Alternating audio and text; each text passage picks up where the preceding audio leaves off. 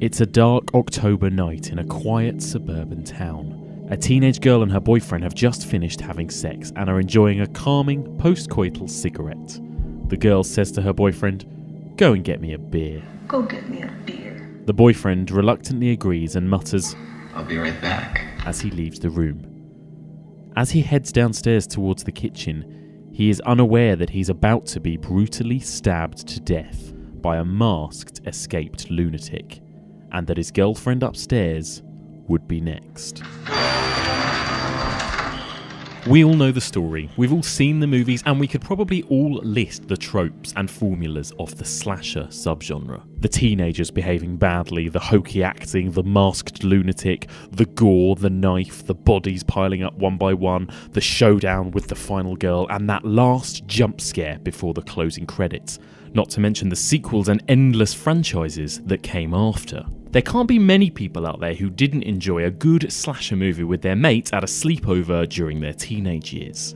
But are there more to slashers than meets the eye? Is there substance behind the mask, or is there just a black, empty void? The blackest eyes.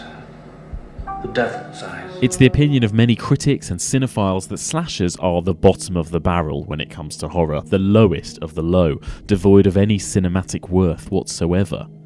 But if that's the case, then what attracted filmmakers like Alfred Hitchcock, John Carpenter, Dario Argento, Wes Craven, even Brian De Palma to dabble with these slasher tropes? Why was there such an abundance of commercially successful slasher movies being churned out in the early 80s, when they all basically followed the exact same formula?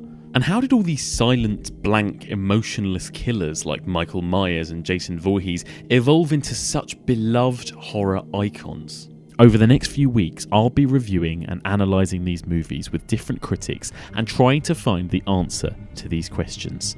Join me for the evolution of the slasher.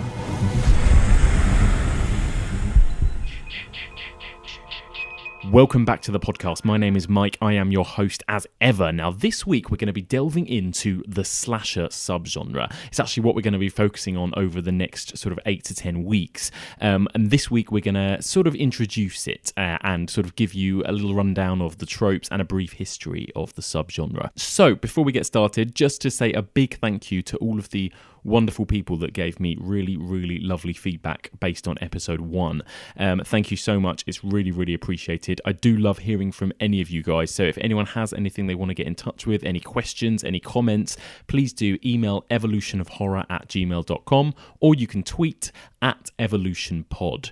Episode 1 with my interview with horror master Kim Newman is still available on iTunes, so please do subscribe. So let's get things started and talk slashers. I'm very excited to introduce my first guest. It's been somebody who I've been wanting to sit down and have a good natter with for a very long time. He is a film programmer at the British Film Institute, and he also happens to be a huge horror and genre fan. It is my great pleasure to introduce Michael Blythe. Michael, welcome. Thank you for having me. So, for people that don't know, tell me a little bit about what you do and what you're kind of across. Sure, so I'm a film programmer here at the BFI. I work in the festivals department, so I program for the London Film Festival and also for BFI Flair London LGBT Film Festival.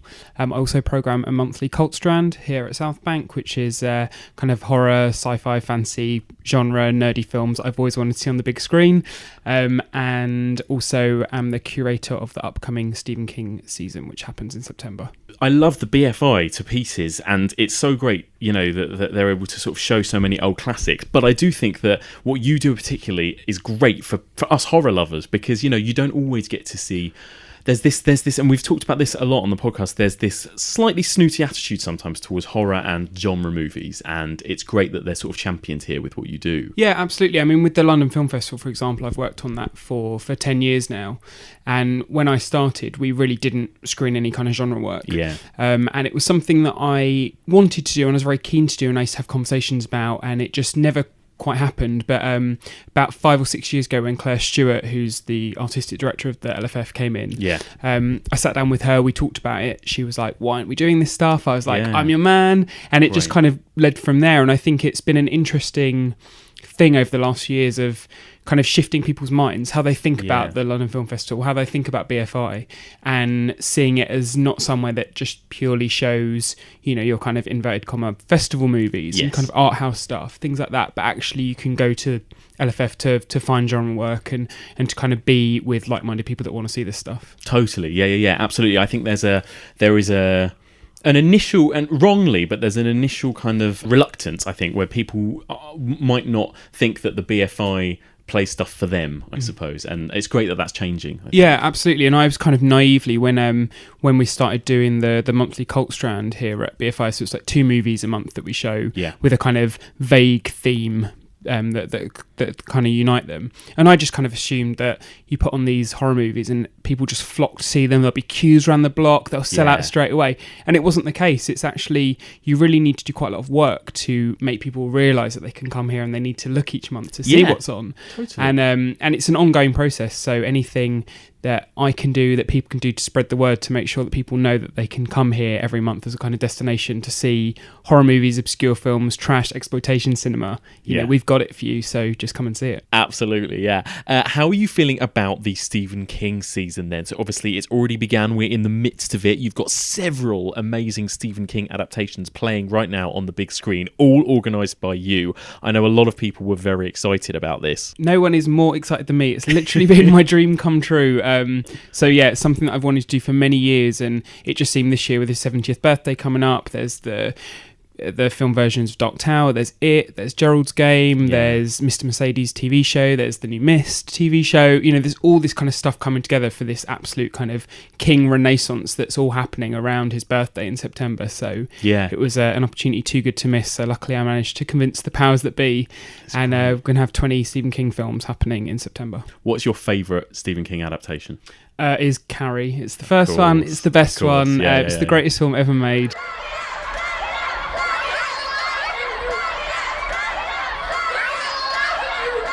Sorry, Cassie. It's pretty perfect. It's wonderful, isn't it? I do have particular memories of being scared shitless by Pet Sematary, so that one always kind of holds a special place in my heart. It was one of the scariest things I've ever seen as a child, particularly the sister Zelda. Yeah, absolutely. I mean, that's by far the kind of most successful thing about that film. I think with Pet Sematary, I mean, I like the film a lot. I really love the book, and I think that it's the film always felt slightly like a missed opportunity to me. As much as I like a lot of what's going on in it, but I think because anyone who knows that originally George Romero was supposed to adapt it, and I think what he could have done with it would have been very exciting. But I think that the film that we were left with, which Mary Lambert did a fine job, but I think it lacks the real kind of emotional depth, the real emotional horror at the centre of the book. And I think the problem is the performances. I think this lead guy just isn't good enough to convey that absolute horror. So it's like at the end of that movie, spoilers for anyone who hasn't seen it, but when he brings his wife back at the end and buries her, there's a vague feeling of like, why are you doing this, you idiot? Whereas in the book, you understand everything that he's doing, everything that he's going through, and I think it just kind of lacks that intensity. Yeah, that's so true. I think it's safe to say that the little boy who plays Gage is the best actor in that movie. 100%. Yeah, no, absolutely. And there's so much good stuff in there. Like the kid's great. I mean, when the kid is back and he's got the scalpel, and it's amazing. And like you said, the sister Zelda, there's some great iconic moments in there. I'm going to twist your back like mine, so you'll never get out of bed again. Never get out of bed again. Never get out of bed again. Never get out of bed again.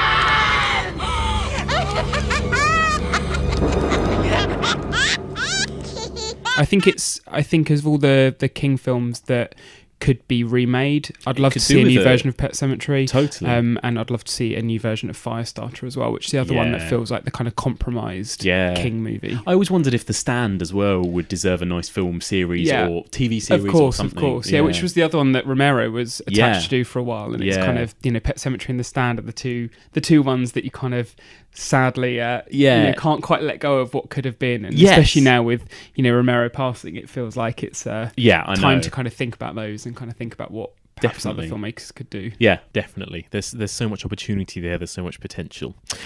Okay, all right. Well, let's kick things off then. So, obviously, what we're talking about predominantly this week is the slasher subgenre, and we are going to go through a little brief history, and we're going to talk broadly about slashers. So, before we get started, Michael, what's your relationship like with the slasher? Are you a big fan? I am very much. Slasher films are, I have an endless capacity to watch any horror movies. Quite often the worse the better as far as I'm concerned. But slasher films are the one that I have that endless capacity to watch.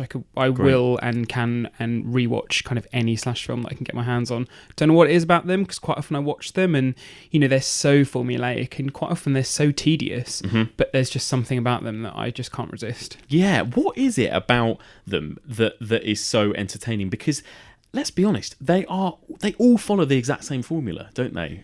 I think it was that thing that, when you watch Halloween and it's, the deaths are pretty, they're not overly kind of ambitious in what they're doing. There's a kind of knife attack, there's a suffocation, there's kind of this and that. And then Friday the 13th kind of upped it a little bit. It was a bit more inventive. By the time you cut to the kind of mid 80s, I mean, they're insane, and I think that's the kind of part of the appeal, is how these films can be quite inventive in many ways when they're actually doing nothing new in other ways. Yeah. So I think it's this kind of combination. So I think, you're watching a lot of slasher movies and you are kind of waiting for the deaths. It is, they are just body count films. You're just kind of waiting for the next one and actually seeing how that death comes about. I think that's the pleasure. And I think everyone has their own kind of favourite slasher kills. Yeah, totally. It's not a million miles away from porn almost, is it? I mean, it's like you're watching not for the plot but for the money shots. Yeah, the bloodshot.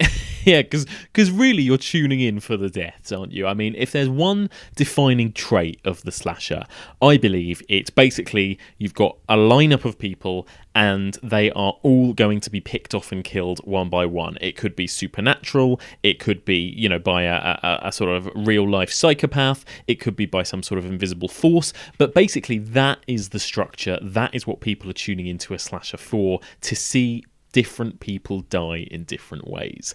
What do you want? To see what your insides look like. Do you remember what the first slasher you ever saw was? I don't actually. I very distinctly remember being quite young. I mean, when I was a kid, I'd kind of watch any horror movie that I could get my hands on, and I kind of generally enjoyed any horror movie that I watched. It was kind of later, my kind of early teens where I came a little bit more discerning and kind of thought, oh, actually, this is pretty crap. I remember when I was quite young.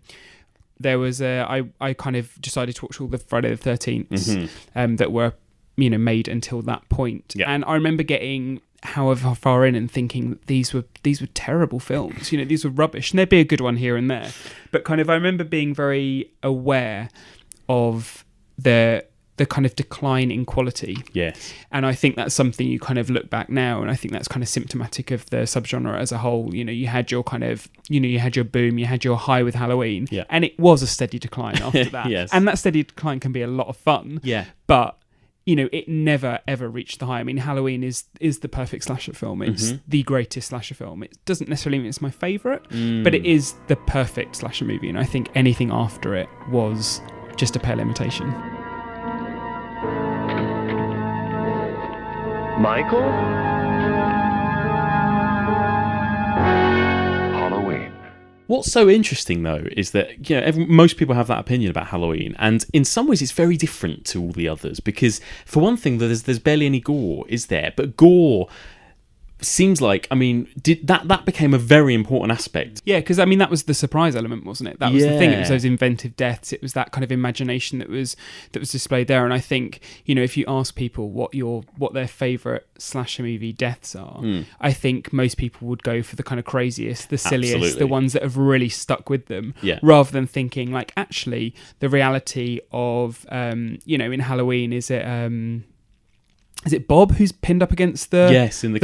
In the kitchen. I mean, what a great, incredible scene that is. Yeah. But it probably wouldn't make many people's top slash movie death lists, although it's one of the best. Yeah. Okay, Linda. Come on out.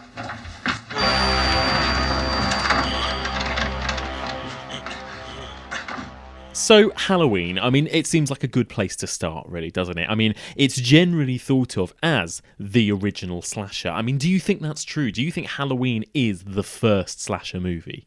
I mean, I don't think it's the original slasher. I think it's the slasher that kind of perfected the model and became the model that we know and love. I mean, of course, you can look back to the evolution of the slash film right back to, like the 30s with films like 13 Women, into the 40s, and then there were none, these kind of body count movies. Yes. 7 little Indian boys chopping up sticks. One chopped himself in half, and then there were 6. There are 5 of us left. One of us is a murderer. Yeah. And then, you go into the sort of early days of the genre, the sort of very early American forerunners. I mean, Psycho, Peeping Tom, followed by the kind of splatter movies of Herschel Gordon Lewis. I mean, they definitely had some influence on the slashers eventually, didn't they?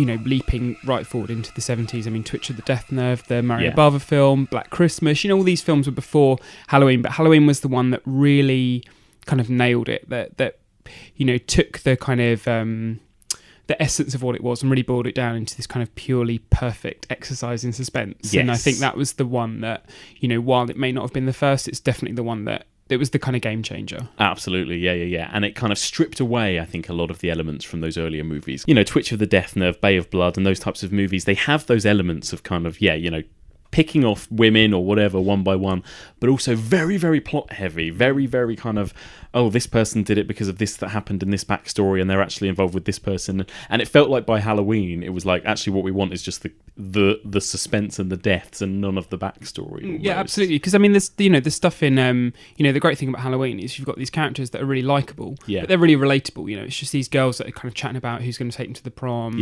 when their boyfriend's going to come round, things like that. It's very much like I think Halloween was the one that really spoke to teenage audiences, and I think that was the thing that changed it. It was like suddenly these were films made for young people. It's totally insane. We have 3 new cheers to learn in the morning. The game is in the afternoon. I have to get my hair done at 5, and the dance is at 8. I'll be totally wiped out. I don't think I have enough to do tomorrow. Totally. It's kind of no surprise when you kind of cut forward, 20 odd years or something to something like Scream, and Kevin Williamson was also writing Dawson's Creek. Yeah. And they're essentially the same thing. It's like teenage concerns, but in one of them, the teenagers end up dying at the end. There's blood. Yes, exactly. Yeah. Hey, wasn't that the road up for Camp Crystal Lake back there?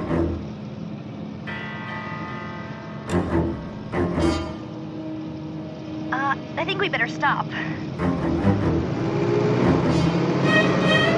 Please? Let's move forward a couple of years to Friday the 13th then, because it feels like Friday the 13th did something. It ignited a genre.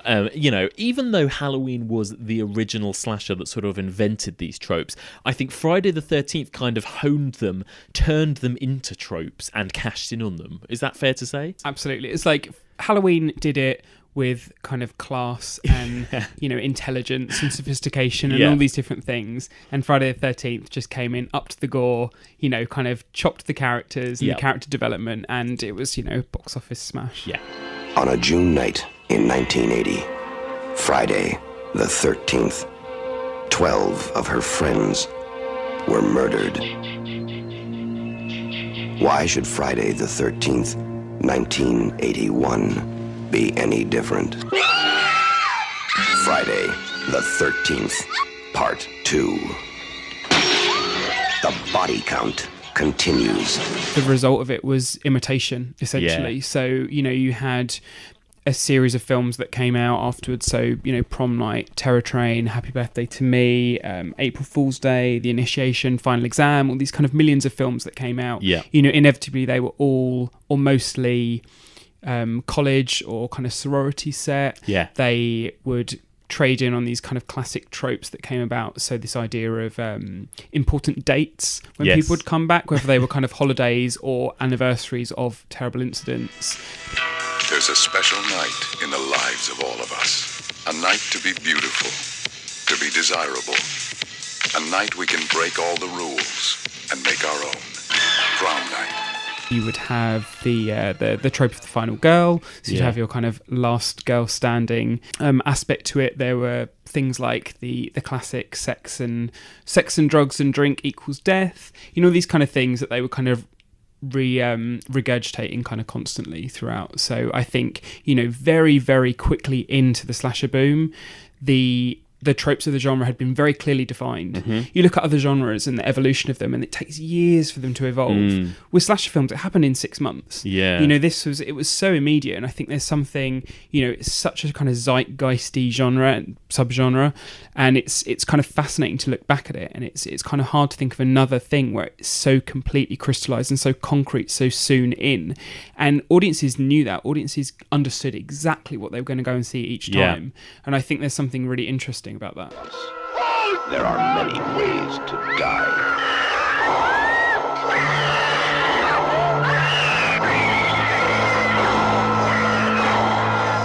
Take your pick. My Bloody Valentine. I mean, what was the commercial reaction like in general, and what was the critical reaction like to these films? I mean, it was exactly what you'd imagine. You know, there were box office hits and, you know, critical failures. Our next movie is named Friday the 13th, Part 5, and why was I so lucky that I got to review this movie instead of you? This movie is just more leftover recycled garbage from the last 4 times around. It uses the same basic old formula, the formula I call the dead teenager formula, you know, where there are a lot of living teenagers at the beginning of the movie, and by the end of the movie, all of the teenagers are dead. And I think they should have been critical failures, not because necessarily the films were bad, but they weren't for critics. These were audience films, these were films for kids. I think that's, you know, it's kind of going back to the thing that we were saying earlier. It's like these were movies that were talking directly to the youth and the kind of young film goer. And in a lot of the concerns and the things it talked about, they were quite inane. You know, it is just, you know, as I said before, who's going to go to the prom, or am I going to pass this exam? Am I going to do this? You know, what's going to happen there? And, you know, this isn't the stuff of great drama. This isn't the stuff of kind of great intellectual cinema that's going to be, you know, discussed and kind of critically acclaimed and all these different things. But for the people that they were for, it said something to them. So you could be invested, and actually you felt like you were being taken seriously for once. And I think the great irony is actually the slash film was a big cash cow, so how much these kids were being taken seriously is kind of up for debate. But I think for the person going to watch these films, you could feel like, finally, here's a film for me. Please, God. This is God. I mean, let's talk about the killers quickly as well, because I think killers are an important part of slashers, possibly the most important part of slashers, especially as time went on. Characters like Michael Myers, Jason Voorhees, and of course Freddy Krueger. I mean, why do you think these characters struck such a chord with audiences, and why did they become more beloved than the good guys, than the protagonists? I think it's because as time went on, the writing of these films shifted, so the characters were the victims were anonymous. They became less interesting as time went on, and the killers got more screen time. You know, I think that's the thing. I think it was this idea of kind of realizing that's where the money was. It's it's these kind of killers. It was this idea of this is the person that's drawing you back, because essentially with most slash films you don't recycle. You know, the kind of the teens don't really come back, usually because they're all dead. But also, you know, because there's only so much you can do with the same kind of repeated people coming back, whereas the killer's the one that comes back every time. So give them the zinging lines, give them the kind of funny moments, give them all this kind of stuff, and then suddenly it becomes this obscene, insane, you know, thing where you're buying Freddy Krueger dolls in your local toy shop, and there's, you know, Freddy Krueger hotline advertised for kids to call in the 1980s and all these things, and it's like, hang on, Freddy's like a kind of child killing, arguably he's a paedophile, you know, there's all these kind of insinuations that are made about him and his past, but he became this kind of kid's hero. Became like an action figure absolutely. type thing. Yeah, absolutely bizarre. I'm Freddy Krueger, your worst nightmare come alive. And now I'm on your telephone. Dial this number now and I'll tell you Freddy's favorite bedtime stories. So while we're on the subject then, I've got to ask you, Michael, who is your favourite slasher killer? I guess it kind of depends where you stand on whether Freddy Krueger is a slasher killer or not. Well, I'd say he is. Because I think he is, but I think the Nightmare on Elm Street series does differentiate itself from the rest of the slasher movies quite significantly. It does very different things. What it does with the kind of rules and stuff is very different. And also because it exists in a much more kind of surreal space. You know, there's kind of not... There's kind of as many similarities as there are differences, I think. Yeah. But if we're including that, Freddy's my number one. I love him. I have an endless love for all Nightmare on Elm Street films, including even Freddy's Dead, which I think is actually not the worst one. I think that's it's somewhere in the kind of middle for me. Wow. Yeah. Freddy's Dead's really fun. I can't bear it. I think I just yearn for Freddy being scary. You know, there's a bit of me that is like, wow, remember in the first film when he was this scary guy? And then when there's that moment when he sat playing Nez with his power glove. With his power glove, it's amazing. What an insane... But I think that's the thing. I think even at its worst, and don't get me wrong, I don't think Freddy's Dead is some kind of masterpiece of horror cinema, but even at its worst, all the Elm Street films are incredibly inventive. They're totally. Always trying to do something different. And whether or not those differences work or don't work, because I think, Freddy's Dead, you've got the kind of Nez power glove, which is, I'll admit, it's a terrible scene. But the scene, I think, in that film with the boy with the hearing aid, I think is amazing. Yeah, it's good. I think it's really interesting. There's something about that I love watching a film and I love watching a death that's like, I've never seen that before. Yeah, totally. And I think throughout the Elm Streets and even in Freddy's Dead, it always has that surprise element. Absolutely. For me, like part 3, I know that's loads of people's favourites, Dream Warriors, but it struck the perfect balance, I suppose, of that kind of... Freddy was kind of getting to be slightly campy, kind of wisecracking, and it also had that kind of fantasy element, but it also kept that horror as well. I thought that had the best sort of balance of the series. Yeah, absolutely. And part 3 is really sad as well. I think that's the great thing about it. When you look at Tara's death in part 3, where she's the she's the kind of recovering drug addict, and Freddy's like, let's get high, and has the syringes for his fingers. And there's a real sense of sadness, and there's a real sense of Freddy like exploiting these kids and kind of drilling into these things at the most deep-seated kind of horrible, awful parts about themselves. And using those as a gag. I think there's something kind of cruel and sad about part 3, which is which makes it really memorable. Nightmare on Elm Street. Is that the one where the guy had knives for fingers? Yeah, Freddy Krueger. Freddy, that's right. I like that movie. It was scary. Well, the first one was, but the rest sucked. So as time moved forward, as we've just explained, these killers, these characters, they all became a bit of a joke, really. They all started to die a sort of slow, painful death towards the end of the 80s, early 90s. But then something happened, didn't it? The slasher came back with a vengeance in the mid-90s. What are your thoughts generally on Scream and the 90s sort of postmodern slashers that followed it? Yeah, I mean, I was all for that. I think, again, there was some... it was that the kind of classic trajectory of slasher films and of kind of horror films more broadly, where you have a kind of boom, and then you have the fade out, and then you have the resurgence, then you have the fade out, and then eventually we'll see the resurgence again.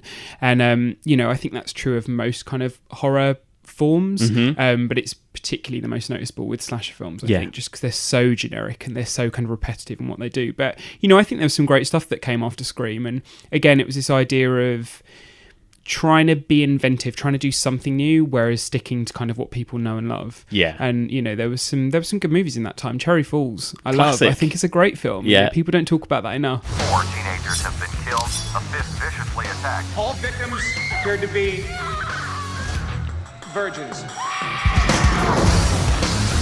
Governments decided to take themselves off the endangered species list and have sex. I need to ask you a personal question about how far you've gone, base-wise. Can you go further?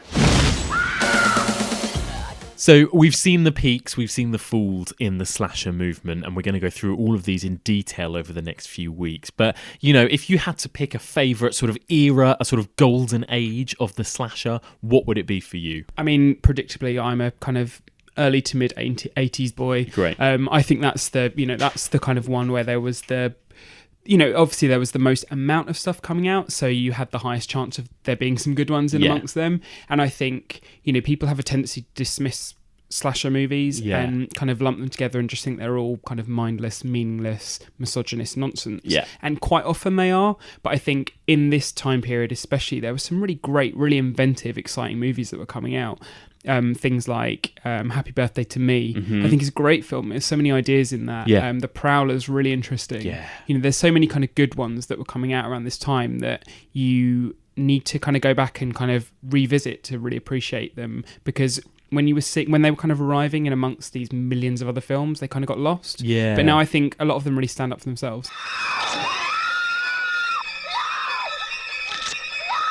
The Prowler. If he wants you, he'll get you. And do you think that there's still life in the slasher now? Is it dead? No, it's never dead. You know, I think, again, you just go through kind of peaks and troughs. I think, you know, at the moment, it's, you know, we're not in a kind of slashery place. No. It'll come back, and I think I'm hoping it will come back in a really pure, unironic way. I Yes. think we're due that, you know, that really kind of straight-faced Yeah, agreed. slasher resurgence. Yeah. We're in a post irony. Absolutely. Yeah, lovely. And very quickly, branching outside of slashers, I don't know if you've already mentioned, is Carrie, is that your favourite horror It's movie the of all greatest time? film ever made. Greatest film ever made. Of course. Yeah. See it it's at up there. the IMAX during the Stephen King season at BFI. That's going to be quite a night. That is going to be amazing. I've been doing a lot of Brian De Palma as well as part of this kind of slasher. Me and Boyd Hilton discussed Dressed to Kill, which is a great movie. Which, as you know, well. could be talked about as a slasher movie as well. And Boyd was arguing that it was, and we had a good, interesting conversation about it. Yeah, because it definitely, I mean, it's basically Psycho amongst a few other things, isn't absolutely. it? So yeah, it's great. And one last question: what is the scariest movie you've ever watched? What's the most scared you've ever been watching a movie? Are we talking slasher or just more? No, we could go broad now. I think, I don't know really. I always find that a really hard question because I've never been scared by films, even when I was a kid. Do you know what? I kind of hate to admit it because a lot of people really roll their eyes when they say this, but probably the film that scared me the most was The Blair Witch Project. Yeah. Which really took me by surprise, and you know, I think again, it was that sense of something, you know, seeing something new, seeing something, and there was something about The Blair Witch Project which felt like you didn't know what was going to happen. You genuinely felt there was like a sense of unpredictability about it. Yeah. And it, you know, it really worked for me. And I think, Yeah, you know, I I'm agree. a big fan of the film, and I'm a big fan of found footage films that came after it. Well, some of them anyway. Yeah. But I think, you know, it's you I can't underestimate the impact and the kind of effect that it had when it first came. I agree 100%. I hate the kind of, I don't know, retrospective kind of sniffiness about Blair Witch Project when it was genius for what it did, you know? Absolutely. And I think because so many people as well, because Blair Witch is so kind of tarred by the brush of what came after it and these kind of imitators. What's interesting though is Halloween doesn't suffer that same thing. People still hold Halloween up as this great film. People rarely criticize Halloween, whereas so many people hate Blair Witch Project because of what it did to horror. You know, so I think there's a kind of interesting comparison there. Poor Blair Witch. Poor Blair Witch. She deserves so much more. She deserved more than that sequel last year as well. But I don't know, it had its moments. But there was and that's so true, and it's so true of every horror film, isn't it? Is that, you know, one then sparks a series of pale imitators. All right, well, thank you so much for joining me, Michael. Just before we finish, just let people know, you know, so BFI Cult and Stephen King season, you know, where can people find information about all of that? So if you just check out the BFI website, then you can find information there. Like I said, the Cult Strand is 2 films per month. After the London Film Festival in October, November, we're doing a Cult Strand, which is going to be The House That Screamed and Who Can Kill a Child. Brilliant. Which, if people haven't seen those, 2 of the absolute greatest Spanish horror films that have ever existed. Michael Blythe, thank you so much. Pleasure. So if you have any feedback about that chat with Michael, then please do drop me an email or a tweet. Again, it's evolutionofhorror@gmail.com, or it's @evolutionpod on Twitter. I'd love to know, what's your favourite slasher movie? What's your favourite slasher kill? Who's your favourite slasher killer? What's your favourite slasher era? Etc, etc, etc. Would love to hear from you. So next up, I've got 2 very special guests. Now, as you heard Michael describe there, one of the key tropes of the slasher subgenre is the idea of the final girl. But what actually is the final girl? What does it mean to be a final girl? And what was so important about the concept of the final girl in the slasher genre. I think there are no two people better equipped to talk about this with me than the Final Girls. You're about to hear my chat with them. Now, just to pre-warn you, I did chat to these two in a very small, what was essentially a broom cupboard inside the British Film Institute. There were a lot of people walking past outside, and we were all kind of sharing one microphone between us. So the sound can be a little bit dodgy. At times they sound a little bit distant, and at times you may hear some background noise. But I've tried to do the best I can with my sort of mediocre sound editing skills. So here we go. Okay, so this week I'm joined by Liv and Anna. They're also known as the Final Girls. Hello, guys. How are you doing? I'm really good. Thank you so much for having us. I'm Anna. And I'm Olivia. Okay, excellent. Just so people know listening to this, we've got one mic between Liv and Anna, so it's going to be a bit of to and fro. So I'll sort of try and direct one question at one of you and then to the next person, and we'll just sort of go back and forth. But you guys must be used to this kind of thing. We tend to be quite good at sharing sometimes. Do you feel like you guys just come like as a unit now? You're just a twosome? Oh, pretty much. Yeah. Like, she knows that if I can't finish a sentence, it's like, there you go. And it becomes sort of weird little creepy twins. We're actually wearing basically the same outfit. No, we're not. This is fine. Today is fine. Sometimes it does happen though. It's like we come and all of a sudden we realize that we're wearing the same clothes, or very similar clothes, and it's not even intentional. But that's what happens when you spend hours watching horror films together.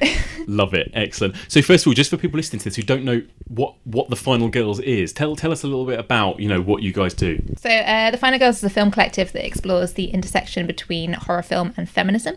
So we do sort of events all around the UK, looking at kind of the representation of women behind and in front of the camera. So we tend to reprise some of our favourite sort of rep films, and I've also done some new releases like The Love Witch and all-female anthology XX, and we do sorts of screenings around them to try and either recontextualise some of those older films that people might have missed, or kind of bring them in a new light, or just kind of celebrate some of the new upcoming talent that's coming through at the moment around the horror genre. Yeah, so we kind of set it up in a sort of almost whimsical way where we were just bitching together and what's up about something. Is that okay if I say that? Oh, yeah. Okay, so you can swear as much as you like, by the way. I swear a lot. Absolutely. Great. It's a true character trait. It's a fucking nightmare. So we were just, as you usually do, just bitching away on WhatsApp one morning. And one of the kind of key inspirations for setting up anything around gender and genre was because we were both horror fans. That's one of the reasons why we bonded. We'd worked together before, but kind of really discovered that we both share this kind of almost secret love for genre films. Yeah. And we kind of both agreed that there wasn't really a space where we felt entirely welcome to genre spaces. And, even going to horror festivals or sci-fi festivals, just kind of generally around genre, not necessarily just horror. But we also kind of felt that a lot of times there was this assumption that we weren't supposed to like it, or that it wasn't a space for women, because traditionally it's been seen as a very misogynistic genre, which we never really agreed with, but also had never really contested publicly. So one day we were WhatsApping and we kind of just came to this realization that we should just do something around it. We'd both worked in exhibition before, so it seemed easy enough to just get something going. And it was more of just deciding what the film was and what the name was for the collective. And it all kind of came together beautifully one morning. And then, within the week, we had set up the first screening, which was Trouble Every Day. And it's kind of taken off from that. And it's been really rewarding because you could see, and a lot of our audience is women. And we've had a lot of people come up to us after screenings and events going that they don't engage with horror films in general, but because it's being recontextualized and kind of the space is being created for them to enjoy it without feeling like outsiders, or like it's a space where they're going to be tested, because that's a thing that happens a lot when you're a girl in a genre event. You generally just need to prove that you actually do love this sort of stuff. So we tended to avoid all of that and make it a really welcoming and fun space. with all of our screenings, we try and have some kind of event element around them, because we don't want it to be us sort of preaching at people as to what they should be watching and what they should be thinking about things. So we try and make it kind of an engaging environment. So things like we did an anniversary screening of Carrie, 40th anniversary, and after that we threw a bloody prom party so we could like talk about the film. And as Anna was saying, we had like so many people coming up to us saying it was the first time they'd ever seen Carrie, to which my reaction was like, that must have been the most amazing experience for you. But also like it was really interesting to see why they'd come to the event, and also to have that opportunity to talk to people about that film and create that kind of discussion that isn't just kind of people formally on a stage sort of talking about those things, but everyone else being able to be part of that. And that's incredibly important to us, and something we've done through a lot of our events. So things like, you know, throwing bloody tea parties in the showroom at Sheffield with a screening of The Love Witch. We sort of recreated the scene out of the film. So good. Yeah, because we want people to be talking about it. We feel really passionate about the topic. So yeah. It's awesome. You guys are almost like the future cinema of horror or genre films. Or something. I love it, like creating these kind of experienes We get as that well. paper. It's really cool. Yeah. You can have that quote. Yeah. Why do you think it is then that horror in particular has a bit of a reputation for being a bit misogynist? Oh, I mean, you know, there are a lot of horror films out there that don't necessarily show women in the best light. And, you know, there's the kind of historical marketing around sort of a lot of genre films that's like, as long as it's got enough sort of like tits and ass and nudity in the trailer, then it's, you know, that's fine, that'll get an audience. Yeah. And that's not what it should be about. And often I think people get blindsided by that and think that's how all genre filmmakers approach it. You know, and we're speaking to a lot of female directors as people who've been pushed to do that and had those, it's, you know, it's a really difficult topic that's still very prominent these days. But that's not what genre's about, and that's kind of what we wanted to do, is to highlight some of the films that don't do that and think about things in a different way, or really look at things from the female perspective and have interesting, strong female characters within them. And also that use genre as a space to talk about particularly kind of female anxieties or female neuroses. And genre has really been a space to explore taboo subjects, just in general, not necessarily focused on women, but obviously because female voices have not always been the most visible in film history. That is a space where within a commercial genre you can still actually touch on really taboo subjects that delve kind of deeper into the female psyche. We screened The Entity a couple of weeks ago in Bristol, and that's a film that we're wanting to screen for a while, and it was have you seen it? No, I haven't. Oh my gosh, Well, that's essentially like a haunting film from 1982 that came around the same time that Poltergeist was released. And it was trashed on release. It didn't do super well, but kind of rediscovering it and repositioning in a new light was incredibly interesting, because it still comments really significantly and in a really quite brutal fashion about kind of rape culture and assault and how victims are treated by the society that's kind of supposedly there to protect things from happening to them. So that was a really interesting film to present to a different audience from a different angle, as opposed to just, oh, look at this amazing horror film from the 80s. It's something to think about as well, but we tend to avoid kind of preaching, in a sense, about what can be classed as feminist or what shouldn't be.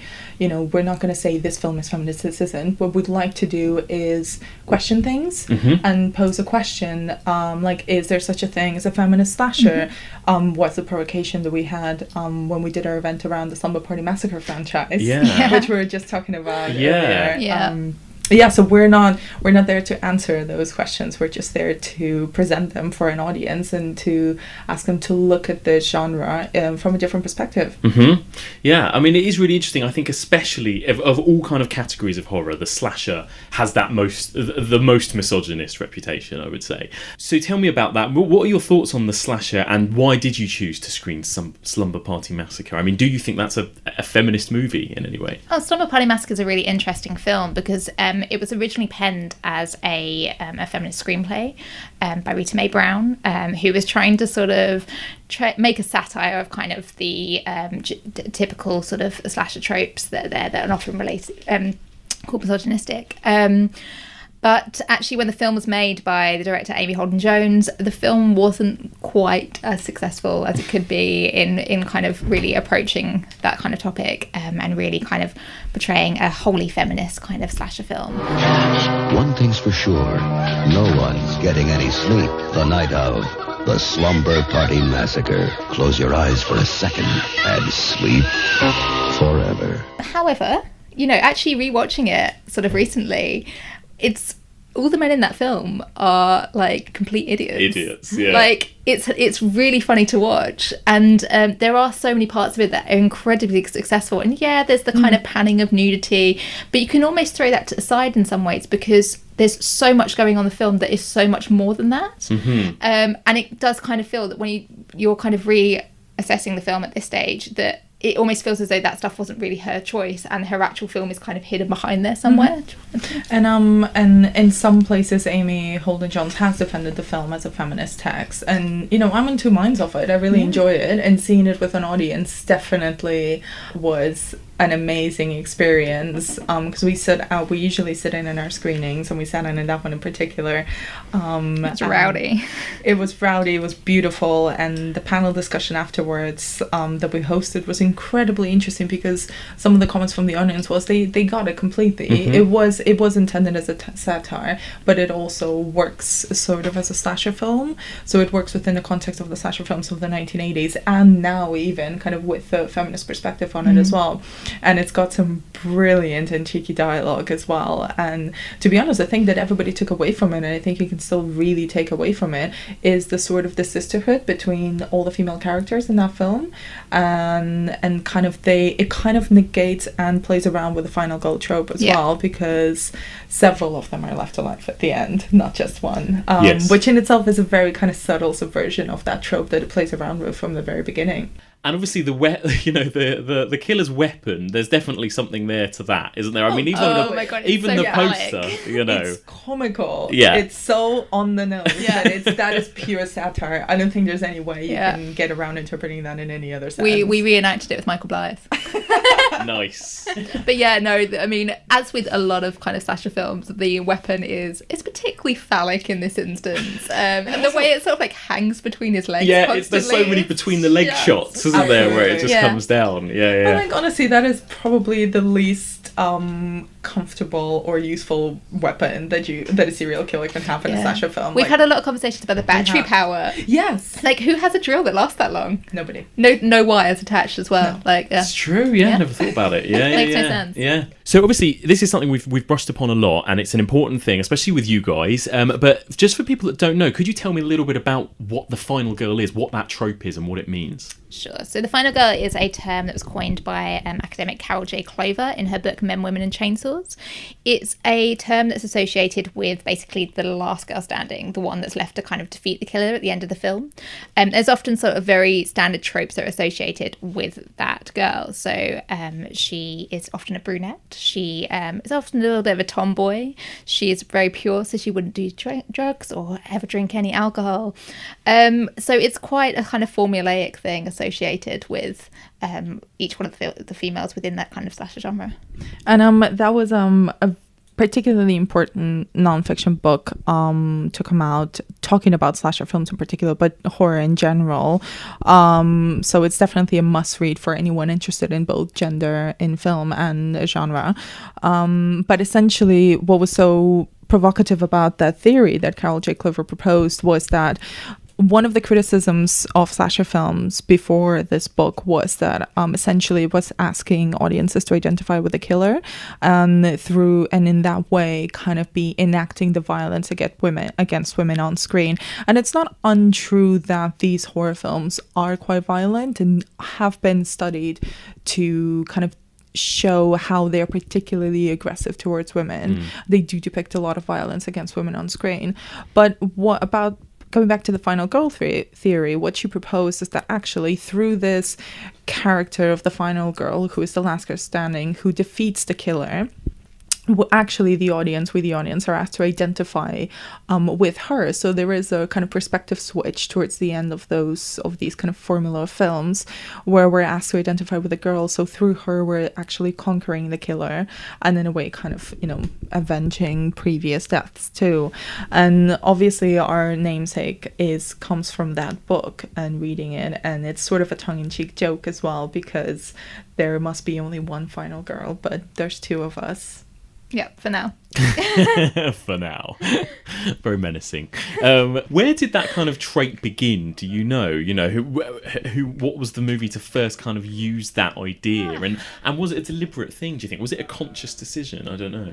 I think films in the 70s, 80s. No, I think like films like Halloween and stuff were some of the first, but it just became formulaic throughout those films. I don't know. I don't think it was a conscious thing, but it's just the way those kind of films evolved, and then eventually that just became the standard thing of what happens. And also because, you know, I'm thinking especially about Halloween and Nightmare on Elm Street, the kind of the sex element of those films is intrinsic to the story of them as well. They're about teenagers, essentially. So obviously that's going to be a main driving point for them, for the characters there. And I want to say it's Halloween, but I wouldn't. I think it's Halloween. I think she's. Well, actually, she's not the first final girl, because actually the first final girl is not a final girl, because the first final girl is pretty much Black Christmas. Oh, you're right. Hello? Hello? Look, who is this? Yeah, and this is a girl who is not sexually active and she's having an abortion. Yeah. Like, so, you know, Black she breaks all the like rules. A precursor to slasher films that actually breaks every single stereotype that slasher films would then become known for. I actually think it's one of the best slasher films, and it feels progressive, and it was made before all the slasher films. Exactly. It's amazing. Yeah, it doesn't get enough sort of hype around, and people don't talk about it as much. They just play it at Christmas, and it's like, no, well, you guys should play it at Christmas. That's a good idea. We've been wanting to play it for a while. We just want to find the right moment. Yeah.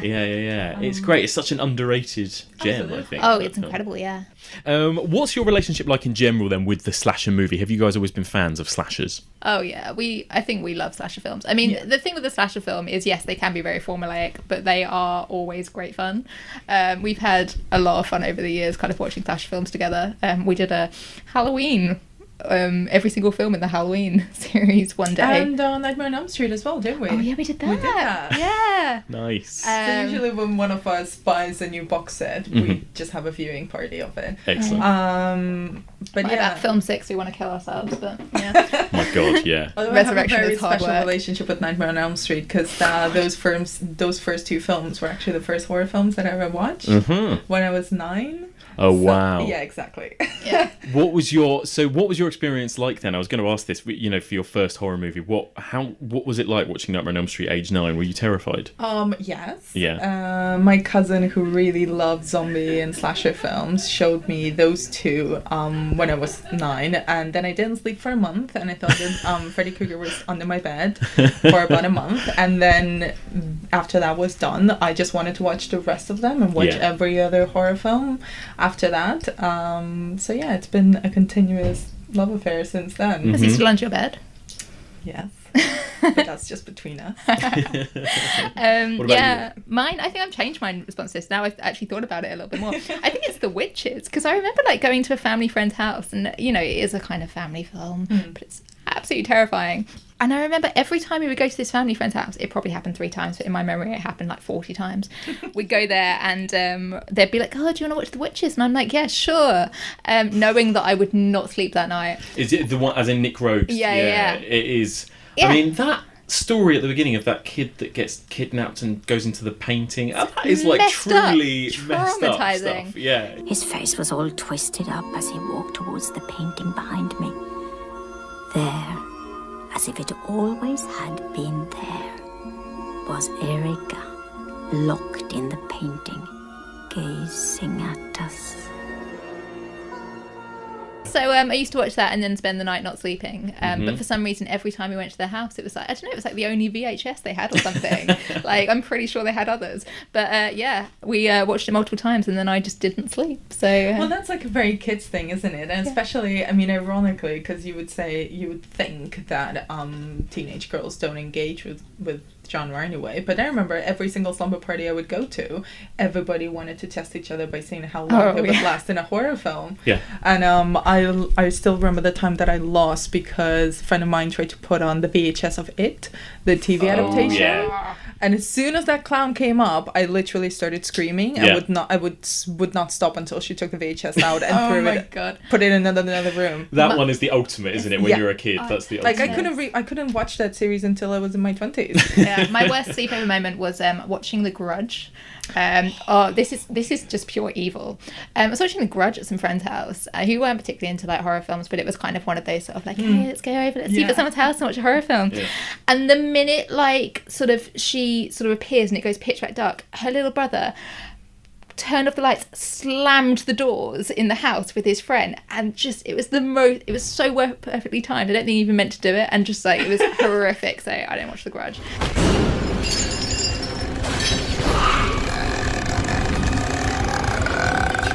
And what about slashers, Liv? Do you remember the first one you saw that was like a proper slasher? Oh my God, Halloween probably. Mm-hmm. Yeah, I think just growing up, it was just like the excitement of what Halloween for some reason just had a bit of a reprisal, or maybe it was just because I had an older sister who was kind of discovering these things, and all her friends were kind of watching these types of films. So I think remember watching Halloween multiple times, and then being very suspect of anyone on the street who might be a mental patient with a knife. So jumpsuits were not a thing for a while. No. Yeah. Definitely. Weirdly, like mostly my wardrobe. So yeah. I was gonna say it's basically Gone full like Mike Myers. It's interesting as well because everyone I've spoken to, they're introduced to slasher films in particular when you're young. It's almost like something that you by the time you're actually old enough legally to see some of these films, you're too old for them. Almost because they're so suited to kind of young adolescents and teens and that kind of a thing. I mean, do you think that there's a kind of tonal difference between slasher movies and kind of other horror movies that you could argue are slashers, but something like Texas Chainsaw Massacre, there's a difference there, it feels like, between the mood, the tone, the atmosphere. Do you know what I mean? Yeah, fair enough. No, I was wondering, is there a specific mood that I would say, that's a slasher film? Because then I was thinking of some of the most recent ones, like It Follows is a great example. Yeah. That plays around with slasher tropes a lot, and you could say that is a slasher film. Totally. Even though technically nobody slashes anyone, they die in different ways. No, they just have sex. No, but they die in different ways to death scenes. Yeah, yeah. They're not like Michael Myers or anything like that. Flashback of that on the beach scene. Yeah, exactly.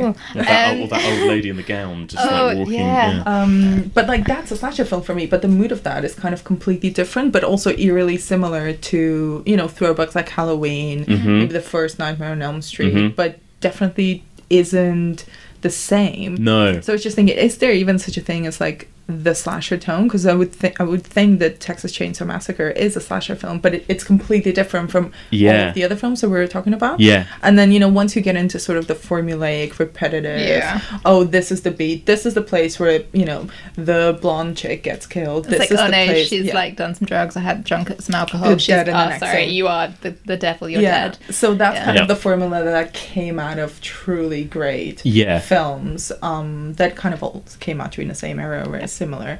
I kind of agree with you. I don't think they necessarily have like one standard tone. I think they shouldn't, because otherwise, again, it makes things predictable in a way, and it inherits some kind of weird sort of standard or routine around kind of what's going to happen if they do kind of have that. And I like the fact that these days people are playing around with those same sort of subgenres, but also doing them in very different ways. So It Follows is a very good example of that. I mean, how important do you think is gore to the slasher? I mean, and how important is gore and that kind of stuff to you guys in a horror movie you watch? Do you enjoy that side of it? Oh, we get asked this quite a lot. Like, we get asked, like, sort of, do you like torture porn films? And it's like, well, yeah, as with everything, you have your own personal preferences. Like I'm a big fan of like supernatural horror films. I like slashers. I also have a particular interest of like I love seeing say witchcraft on film. I find that's really interesting, or like sci-fi horror. But that kind of depends. I like slasher films, but I'm enjoying them. The more stuff that I've watched, the less I enjoy them because of the formulaic element of it. The ones that do surprise you, like It Follows, they stick in your mind because they kind of play around with the things that you love from back in the day, but bringing some fresh new energy and a fresh new perspective to it. It re-engages that sort of sense of insecurity, because with a lot of slasher films, it's familiar to you. You kind of can predict what's going to happen. Actually, when you get a film like that, it sort of reignites something into you. It's like, oh, okay, these are things that are familiar to me, but they're being done in a very different way. So actually, I'm sort of a bit out of sense as to what's going to happen here, and it becomes scary again. Yeah, totally. And how important do you think it is? I mean, obviously, you guys put on screenings, and it's how much is it? There's some weird random noises. There's some weird stuff going on in here. We're in It's the bowels of the BFI somewhere right now. How important is it to be able to watch these with other people? Do you think that adds something as opposed to watching it on your own? Totally adds something. So like that's one of the main reasons why we felt a bit irked that we weren't engaging so much with the public facing elements of the horror culture. It's like, but we want to watch this stuff on the big screen. You know, I'm still traumatized by the first time I ever saw Inside, the French horror film. I've only seen the film twice, and both times were in a cinema screen. Okay. So that's broken my mind. I mean, horror is like the most fun you can have in a cinema. It's like, it's meant to, like, for anyone who just sits and watches at home by themselves, I feel really like bad for them, because it's the most fun you can have. Everyone's sitting in the cinema, everyone's just sort of a bit weirdly, you know, on edge about what's going to happen. You've always got the guys like screaming far too much, and it's the most fun. Amplified. Yeah, everything is so much, and having that around you and having that kind of atmosphere, there's a bit of a sort of we're in it together vibe, but there's also a like sort of like, oh, I'm glad you feel the same way as me, because I'm sitting here like absolutely terrified of myself. Yeah, it's just like a kind of really visceral, engaging experience, which should be experienced in cinema, and that's kind of like why we have the most fun doing events like and this. it's the sort of thing as well where both with horror and comedy, I'd say more than any other genre, if you're in that setting in a cinema where you're completely dedicated to that, you're not watching it on a link on your computer, you're not watching it at home, you can be easily distracted by everything else, but you're completely with the story, you get completely immersed in it, and then that kind of immersion gets elevated and heightened by the people around you and them reacting to it quite physically as well. And even when it's bad, it's great. I agree, yeah, totally. That's why things like Fright Fest are so brilliant. And I've, you know, watching films at Fright Fest, you think, this is great, I'm having the best time ever, and then sometimes there's been times when I've kind of rewatched a movie from Fright Fest on my own and gone, oh, this isn't the same as you know. And yeah, again, it is that you feed off other people, I think, don't you? Yeah, definitely. Great. So before we finish, then I'm asking everyone this who's done the podcast so far. So, what is your favourite? If you had to pick a favourite horror movie, what would it be? Okay. Give me time, because I always answer with Nightmare on Elm Street, and I need to pick a more interesting. Oh no, Nightmare on Elm Street's a good one. Nightmare on Elm Street, that's cool. I'm gonna go first. Okay, I'm gonna go with Rosemary's Baby.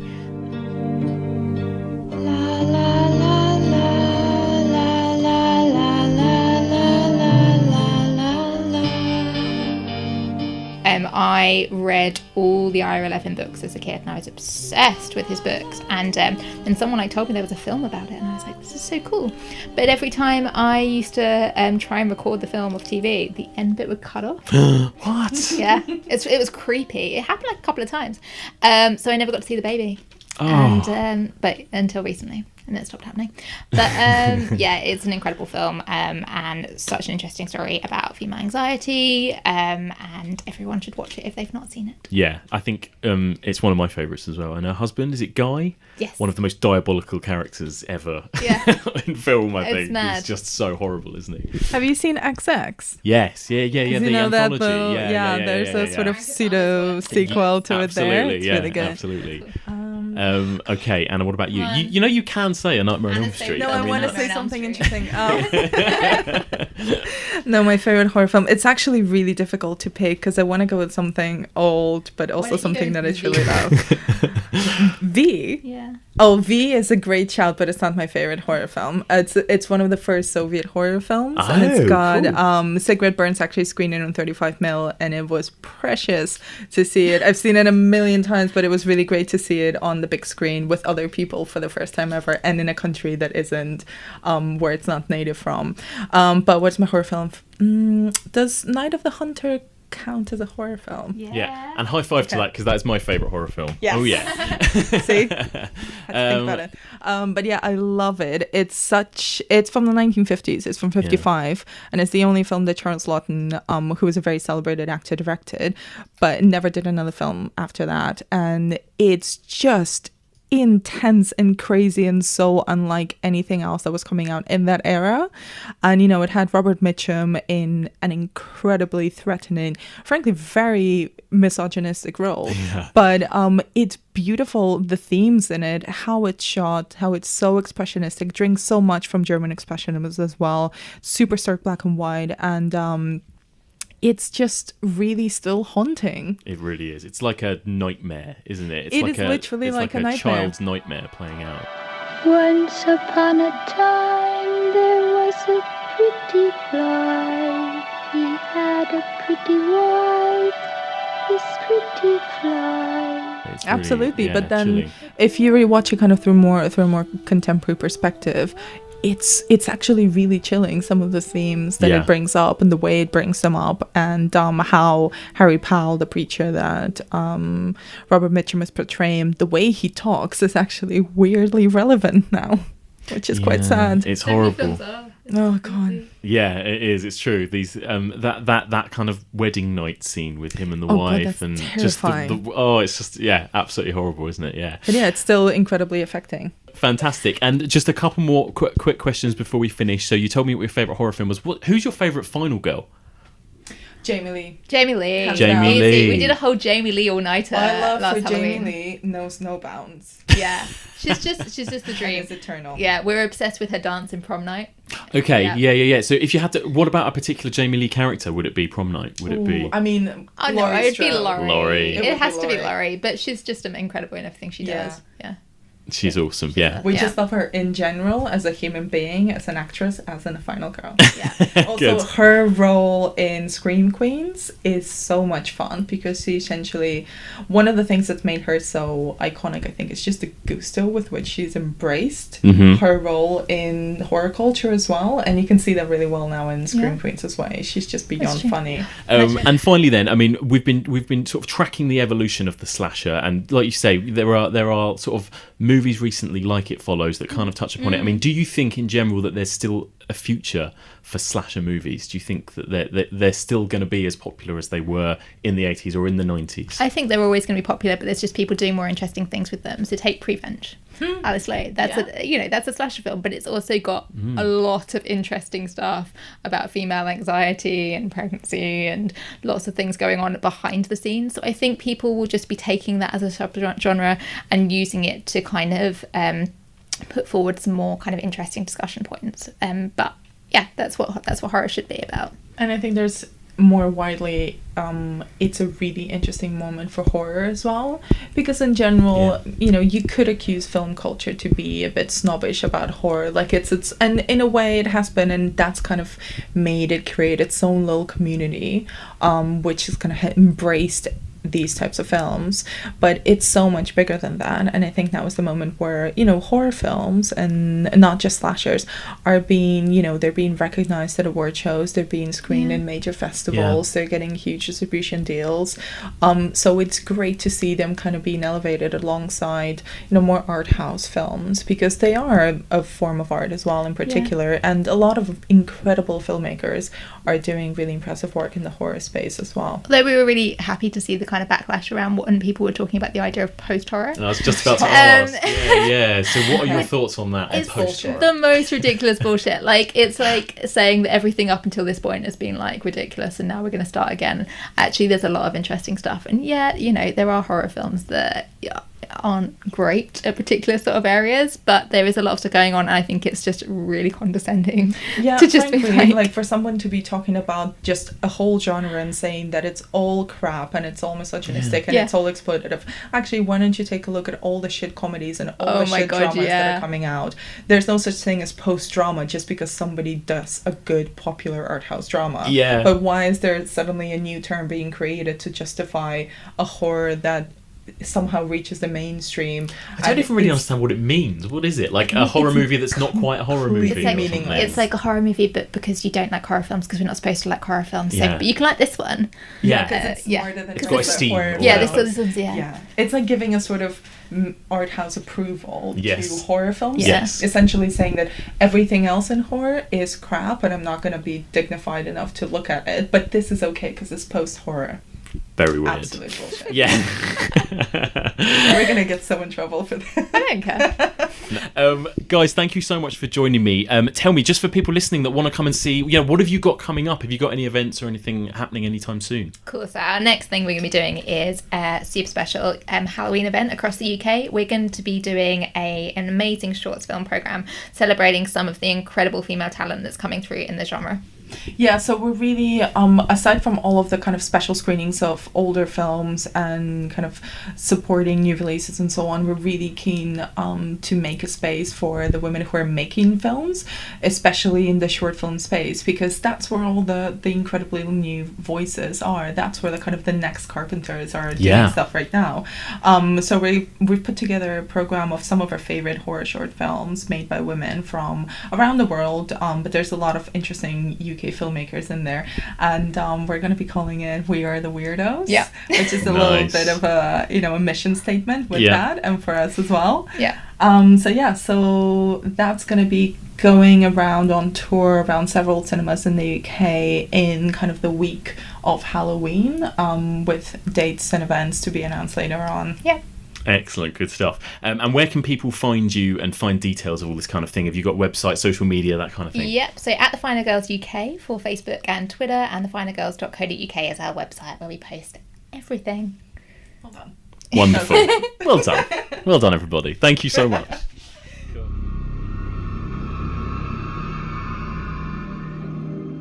And that's it for this week. Thank you so much for listening, and a huge thanks to my guests, Michael Blythe and the Final Girls. Don't forget, if you'd like any information about Michael Blythe's current Stephen King season or the BFI Cult Strand, both of which I would highly recommend, check out the BFI website. That's bfi.org.uk.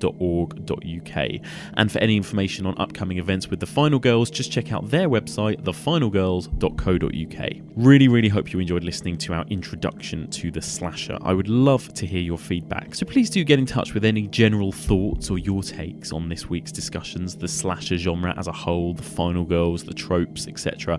Would really love to hear your point of view.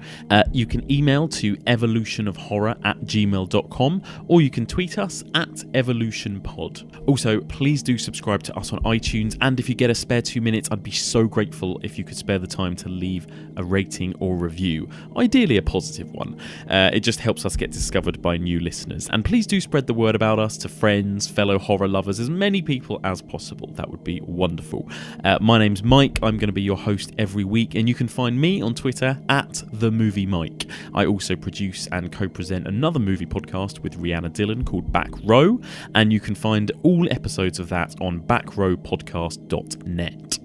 So next week we're actually going to have no new episodes, unfortunately. There's going to be a 2-week gap before episode 3, but from episode 3 onwards, I promise we will be churning out the reviews every single week. So next time on the podcast, I will be joined by horror fan and film master Ollie Charles, and we're going to be reviewing 2 key movies in the evolution of the slasher. They're generally considered 2 of the most important forerunners of the subgenre, and they both were released in 1960. Michael Powell's Peeping Tom and Alfred Hitchcock's Psycho. Join me next time for the evolution of horror.